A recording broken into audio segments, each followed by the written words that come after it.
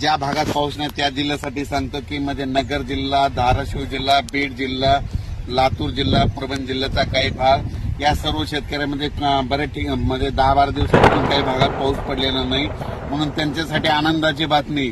आज तुमच्या इकडे म्हणजे नगर जिल्ह्यात बऱ्याच ठिकाणी आज पावसाला सुरुवात झालेली दिसत. 29 तारखेला 29 जूनला आज थोडा दिसत, 30ला आणखीन वाढणार आहे.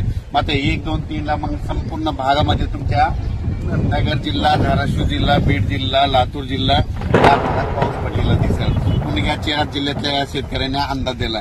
त्याच्यानंतर आपण आता पूर्व विदर्भाकडे पूर्व विदर्भातल्या शेतकऱ्याला सांगू इच्छितो की पूर्व विदर्भामध्ये नागपूर, वर्धा, भंडारा, गोंदिया, चंद्रपूर, यवतमाळ, अकोला, वाशिम, हिंगोली, बुलढाणा, जळगाव या जिल्ह्यातल्या सर्व शेतकऱ्याला सांगू इच्छितो की तुमच्या इकडे 29 जूनला म्हणजे आज तिकडे पाऊस पडणार आहे, पण 1 तारखेपासून 1 जून 2, 3 3 जुलैला मात्र तुमच्या इकडे मुसळधार पाऊस पडणार आहे. विदर्भ, पूर्व विदर्भ 6 जिल्हे, पश्चिम विदर्भ 5, 11 जिल्ह्यामध्ये मुसळधार पाऊस पडणार आहे. कुठं अतिवृष्टी होणार आहे, कुठं भाग बदलत पाऊस पडणार आहे, कुठं रिमझिम पडणार आहे.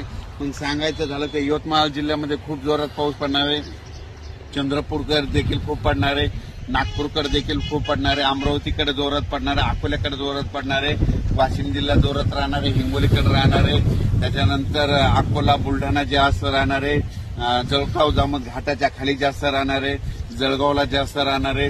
तिकडे पाऊस पडत असल्यामुळे त्याच्यामुळे जालन्याला देखील पाऊस पडणार आहे, संभाजीनगरला देखील पडणार आहे. म्हणजे सांगायचं झालं तर पूर्व आणि पश्चिम विदर्भ 11 जिल्ह्यामध्ये चांगला पाऊस पडणार आहे, म्हणून हे विदर्भ पश्चिम विदर्भातल्या शेतकऱ्यांनी हा अंदाज लक्षात घ्या. त्याच्यानंतर आपण पश्चिम महाराष्ट्राकडे वळू. पश्चिम महाराष्ट्राकडे म्हणजे आज 29 जून म्हणजे आज देखील पश्चिम महाराष्ट्रामध्ये चांगल्या प्रकारच्या बऱ्याच ठिकाणी भाग बदलत पाऊस सुरू होणार आहे. सांगलीकडे, साताऱ्याकडे, त्याच्यानंतर पंढरपूरकडे देखील, नगर जिल्ह्यात देखील बऱ्याच ठिकाणी पाऊस सुरू होणार आहे, म्हणून हे पश्चिम महाराष्ट्रातल्या शेतकऱ्यांनी अंदाज लक्षात घ्यायचा. सोलापूरकडे देखील बऱ्याच ठिकाणी पाऊस पडणार आहे.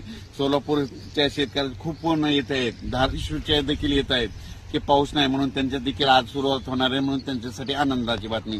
त्याच्यानंतर कोकणपट्टी आणि घाटमाथ्यावरल्या भागातल्या सर्व जनतेला आणि शेतकऱ्याला सांगू इच्छितो की कोकणपट्टी घाटमाथ्यावरला पाऊस मात्र कायम चालूच राहणार आहे, ते काय बंद होणार नाही, म्हणून हे त्यांनी लक्षात घ्यायचं.